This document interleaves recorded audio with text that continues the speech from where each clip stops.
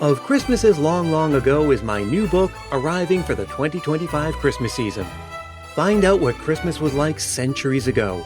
Sneak preview, it was weird and spooky and rowdy, kind of gross sometimes. Find it wherever books are sold in hardcover from Lyons Press and audiobook from Recorded Books.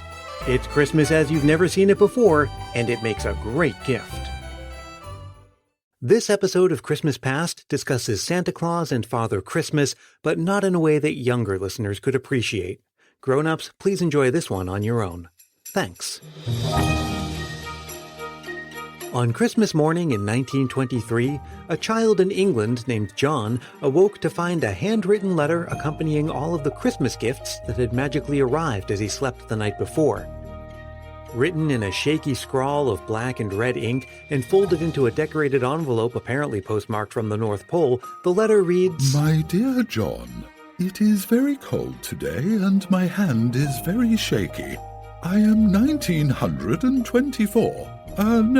27 years old on Christmas Day, lots older than your great-grandfather, so I can't stop the pen wobbling. But I hear that you're getting so good at reading that I expect you will be able to read my letter. I send you lots of love, and lots for Michael too, and lots bricks too, which are called that because there are lots more for you to have next year if you will let me know in good time. I think they are prettier and stronger and tidier than pick-a-bricks, so I hope you will like them. Now I must go. It is a lovely fine night and I have got hundreds of miles to go before morning. There is such a lot to do. A cold kiss from Father Nicholas Christmas." Of course, the letter wasn't actually from the North Pole or Father Christmas. It was from John's father, John Sr. For more than 20 years, John Sr. would write such letters from Father Christmas throughout the childhoods of his 4 children. They'd describe all kinds of details about Father Christmas, his home, his companions, including gnomes, snowmen, polar bears, and an elf who acted as his secretary, and events from his life. They'd even include lively drawings. John Sr. was doing what countless other parents do around Christmas time, creating a little bit of extra Christmas magic for his children in the form of these letters. Awakening on Christmas morning to find the bounty of gifts that magically arrived in the dark of the night is one thing, but to also find a personalized letter from the mysterious gift-bringer, well, that certainly adds an extra dimension and a treasured keepsake. And those letters were kept over those 20 years. That's how we know about them. In 1976, a collection of these letters was published as a book. You see, our friend John Sr.'s full name was John Ronald Reuel Tolkien, the same J.R.R. Tolkien who famously wrote The Hobbit and The Lord of the Rings. And that collection, first published as the Father Christmas Letters, and then later as Letters from Father Christmas, has delighted readers young and old for more than a generation. But perhaps more than that, it reflected a melding of mythologies and a blurring of lines that had been underway. Tolkien's letters described Father Christmas as living in the North Pole and consorting with elves. Well, that sounds an awful lot like Santa Claus. So much so that you'd be forgiven for thinking that they're the same.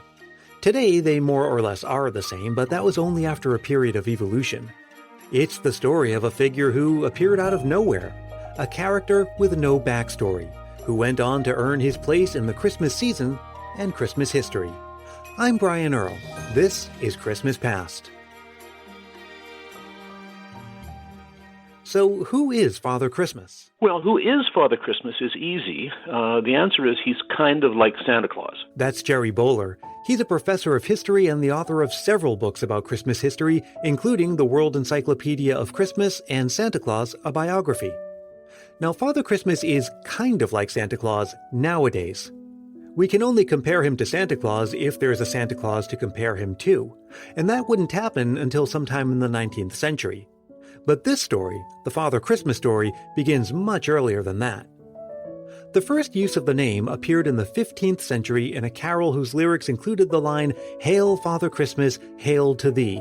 But Father Christmas wasn't originally any kind of Christmas gift-bringer, or even a fully fledged character with a biography and known characteristics. What we have, though, is the personification of Christmas just as a season. From the 1400s, it's a celebration of Christmas feasting, and particularly drink. And that's what Father Christmas was right up until the early 1800s. He stood for merriment, feasting, and companionship. The first printed images of Father Christmas appear sometime in the early 17th century. The images were created to accompany the text of published works defending Christmas. The first one is a poem, a lament for the decline of Christmas charity, bewailing the fact that in the old feudal period, lords were generous to their tenants at Christmas. But now the lords are abandoning their estates at Christmas and going to London. And so we get poems bewailing the loss of Christmas charity. Then in the 1640s and 1650s, there's the English Civil War, the rise of Puritanism, the abolition of religious holidays, and particularly the abolition of Christmas. And so we get a number of opposition tracts from underground presses showing pictures of Father Christmas being driven out, even being put on trial. Those images show him as something we'd recognize as Santa Claus-ish. An old bearded man in a fur hat and a fur-lined robe, an image that would later evolve. But we don't see him doing any of the things we'd associate with Santa Claus, like delivering gifts or flying around in a sleigh.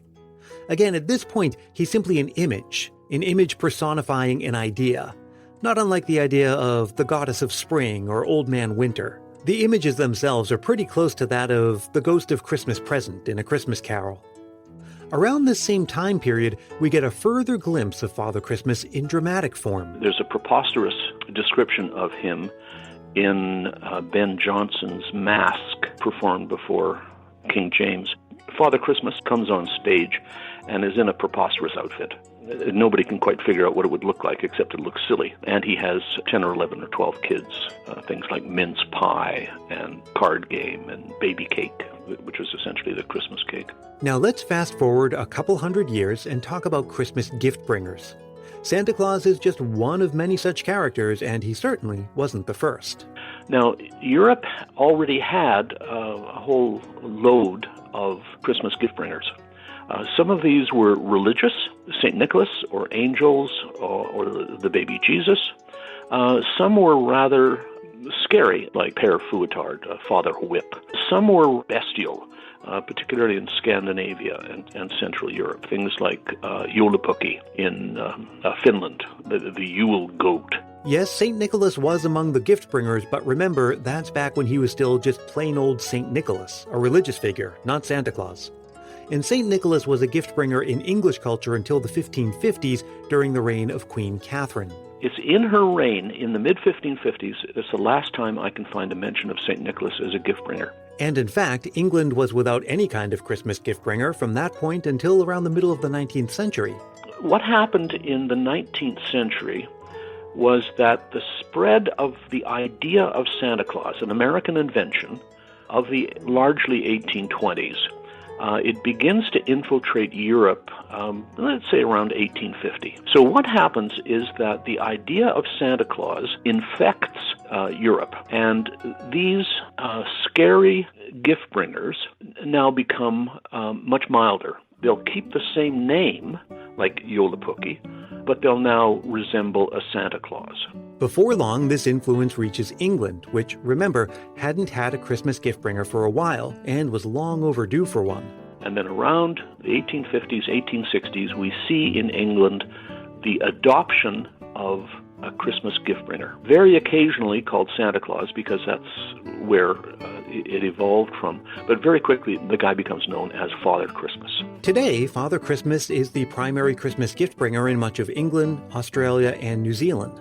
And as Professor Bowler originally described him, he is kind of like Santa Claus. He does not dress like Santa Claus. Remember that in the 19th century, for a long time, there was no standardized Santa Claus. It takes about 80 years for the contemporary Santa Claus to emerge. Father Christmas wears more of a cape outfit, still in the red and white, but he more closely resembles the French and the German gift bringers, the secular gift bringers, like Père Noël or Der Weihnachtsmann. But still, today he's seen as a bearded old man dressed in some kind of fur costume who delivers toys to children at Christmas in a magical and mysterious way, just like Santa Claus. Yeah, it's exactly the same. It's secret, it's midnight, it's Christmas Eve. And that leads many today to believe that Santa Claus and Father Christmas are interchangeable, or that Father Christmas is simply what they call Santa Claus in England.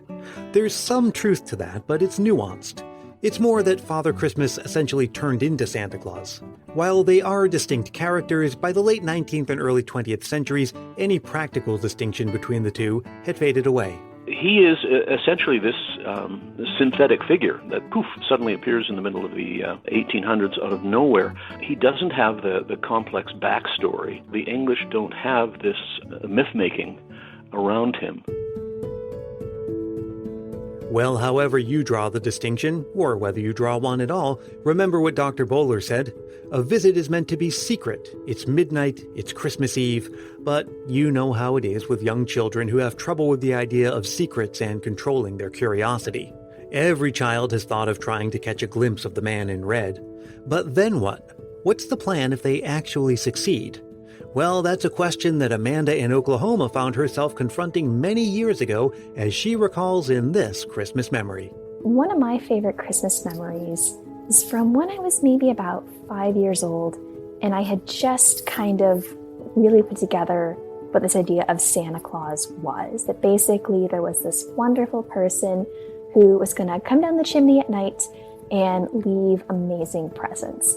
And I kind of wanted to meet this guy because why wouldn't you, to be honest? I was a little confused of how it would all work because our house didn't have a chimney, but you know what? This was Santa. He could do anything apparently. So I'm sure he would figure out some way around that. But anyways, my mom and dad had warned me that if I tried to catch Santa in the act, he would get mad and he would never come back, which would mean no more presents ever, and that would be the worst thing possible. But me, my 5-year-old wisdom, and my army of stuffed animals decided we were going to risk it anyways. So I waited until it was pretty late. I mean, it was late to me at 5, so who knows how late it actually was. And I made a mad dash down the stairs to go catch Santa in the act. But what I hadn't taken into account was the house is a lot scarier in the middle of the night when no one's awake and all the lights are off than it is during the day. And 2, what if I really did see Santa? And what if he really was mad? And what if he did leave and never came to bring presents again? So I made it about, I'd say over halfway down the stairs, turned around, went back to bed. And of course, lo and behold, Christmas morning, there was something wonderful under the tree. And I was just thankful it was there, that Santa hadn't gotten mad, that I had tried to sneak in on him. And from that point on, I just let Santa do his thing and enjoyed the surprise the next day. When I was growing up, I had several grand plans to either wake up in the middle of the night or simply stay up late to catch a glimpse of Santa. Somehow I always fell asleep and woke up on Christmas morning just as my parents and Santa Claus himself had intended. Well, what about you? What Christmas memories are on your mind this Christmas season? Well, why not share it with the rest of the family? Simply record yourself speaking into your phone's voice memo app and send it to christmaspastpodcast@gmail.com. Keep it relatively short, clean, and family-friendly, and be sure to say your name and where you're from. Now, I'll be back again in just a few days with an all-new story from Christmas Past. Until then, let me remind you that Christmas Past is produced in wonderful Willow Glen, California by yours truly, Brian Earl. Thank you to Gerry Bowler and Amanda in Oklahoma, and as always, thank you for listening. Let's stay connected all throughout the season. You can find me on Facebook, Twitter, and Instagram, and please do join our private Christmas Past Facebook group if you haven't yet. And drop me a line anytime, whether it's to share a Christmas memory or just to say hi. Again, my email address is christmaspastpodcast@gmail.com. And if you're really feeling the Christmas spirit, why not help more people discover this show? It's as easy as telling a friend about it or leaving a review on Apple Podcasts. If you do leave a review, I'll send you a Christmas Past sticker and a handwritten Christmas card as my way of saying thanks. Reach out for details. And until we meet again, may your days be merry and bright.